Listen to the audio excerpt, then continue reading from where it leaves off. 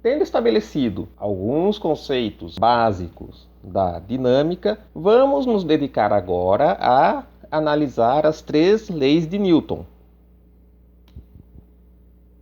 A primeira lei de Newton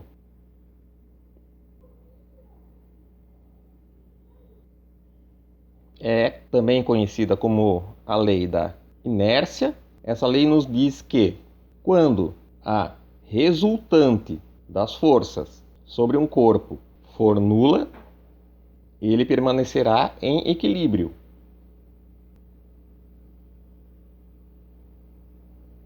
Esse equilíbrio pode ser um equilíbrio estático, onde o corpo se encontra em repouso, ou pode ser um equilíbrio cinético, onde ele desenvolve um movimento retilíneo uniforme. Existe uma sutileza da lei, que é o fato de que a resultante das forças necessita ser nula. Não estamos dizendo aqui que um corpo permanecerá em equilíbrio quando nenhuma força atuar sobre ele. Eu posso ter forças atuando sobre um dado corpo. Por um exemplo, vamos supor que nós temos determinada massa com uma dada força F1 atuando sobre ela e uma outra força F2. Mesmo com 2 forças atuantes sobre o corpo, este pode permanecer em equilíbrio. Basta que F1 seja igual a menos F2. Lembrando que estamos lidando com entidades vetoriais e essa igualdade implica em módulo, direção e sentido. A resultante das forças, então, será dada simplesmente por F1 mais F2, porém nós temos que F1 é igual a menos F2, ficamos com menos F2 mais F2, que nos fornece o vetor nulo. A segunda lei de Newton, que é o princípio fundamental da dinâmica, relaciona a resultante das forças sobre um corpo à variação temporal do momento linear, onde nós temos que a força resultante que atua sobre um corpo corresponde à derivada temporal do momentum linear. Esta é a definição mais geral de força e a forma mais geral da segunda lei de Newton. Se tivermos o caso específico da massa constante, uma vez que, como nós já vimos, momentum linear corresponde ao produto da massa pela velocidade, a força resultante, pela segunda lei, será dada por derivada temporal da massa pela velocidade. Se a massa é constante, eu posso colocá-la fora da derivada, ficamos com m dv dt, portanto, a força resultante será igual a massa vezes a aceleração do corpo, visto que a aceleração é igual à derivada temporal da velocidade. É importante mencionar que a força resultante é igual a massa vezes a aceleração do corpo, que é a forma talvez mais divulgada da segunda lei de Newton, apenas no caso específico em que a massa do corpo é constante. A forma fundamental da lei de Newton é que a força resultante é igual à derivada temporal do momentum linear. E, embora esta forma da lei de Newton não seja válida em alguns contextos da física moderna, por exemplo, no caso da relatividade especial, a forma fundamental de força resultante igual à derivada temporal do momentum linear é válida em qualquer circunstância, mesmo nos contextos da física moderna. E nós vemos que a força, neste caso, terá a direção e o sentido da aceleração. Uma vez que nós definimos força, Vamos analisar suas unidades, tendo em vista o nosso Sistema Internacional de Unidades, metro, quilograma, segundo, MKS. Força, por definição, é igual a momentum sobre tempo.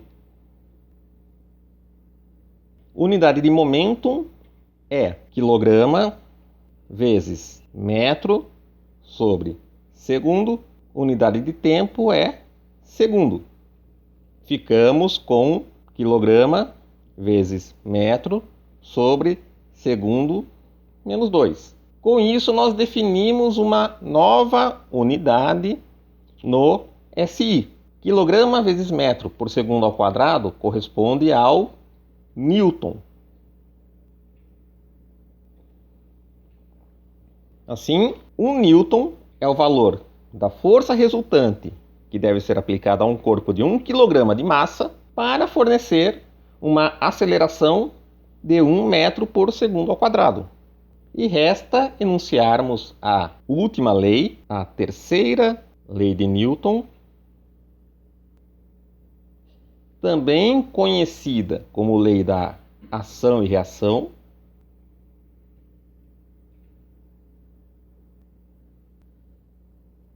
Ela diz que se um corpo, que eu vou chamar de A, exerce uma força, eu chamarei essa força, já que eu estou considerando A primeiro, de ação. Sobre um outro corpo, que eu chamarei de B, este corpo B também exercerá uma força que eu chamarei, se a força de A eu chamei de ação, esta força de B eu chamarei de reação sobre A. Essas forças possuirão o mesmo módulo e não importa quão diferentes sejam os corpos, o módulo sempre será o mesmo. Além disso, essas forças também possuirão a mesma direção, porém sentidos opostos.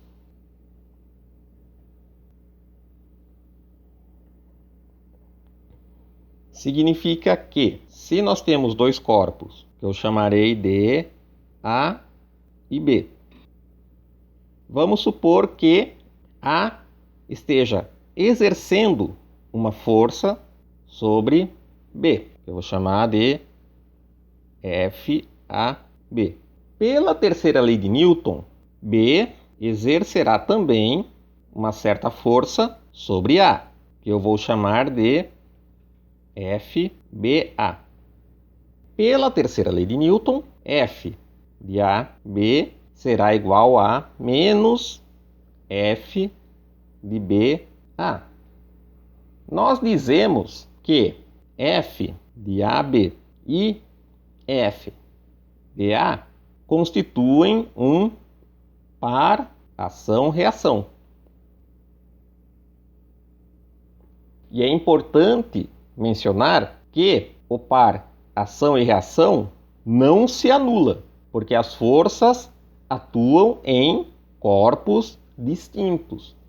Ao analisarmos o movimento, necessitamos fixar um ponto de referência a partir do qual todas as determinações são feitas. Vamos supor que temos um veículo se movendo ao longo de uma dada estrada. Essa estrada é extremamente longa, o tamanho dela não nos interessa, e eu tenho neste ponto um dado observador. E este observador está fazendo medidas da posição que um dado veículo assume nessa estrada ao longo do tempo. Nosso veículo está se movendo com uma dada velocidade v e meço o tempo em que ele ocupa duas marcas, que eu chamarei de A e B, nessa estrada. Se eu conheço a distância entre essas marcas, esse observador, como nós vimos, pode determinar a velocidade média do veículo simplesmente medindo o tempo que este veículo leva para percorrer as duas marcas. Então, neste caso, nós dizemos que o veículo possui uma velocidade v com relação ao observador parado no ponto O da estrada. Porém, nós poderíamos analisar o movimento em termos de um observador O', que poderia ser, por um exemplo, o motorista do veículo. Então, para o motorista do veículo, o observador em O é que estaria se afastando do veículo com uma velocidade v. Ambas as descrições em O e O' são válidas. Nenhum referencial é privilegiado com relação ao outro. E se v for constante, todas as observações de forças que o observador em O fizer serão confirmadas pelo observador em O'. Porém, se o veículo passar por uma aceleração, e isso vocês podem imaginar quando estão andando de carro, os passageiros sentem uma força atuante sobre eles. É uma força devida à aceleração do veículo. E aparentemente nós temos uma violação da terceira lei.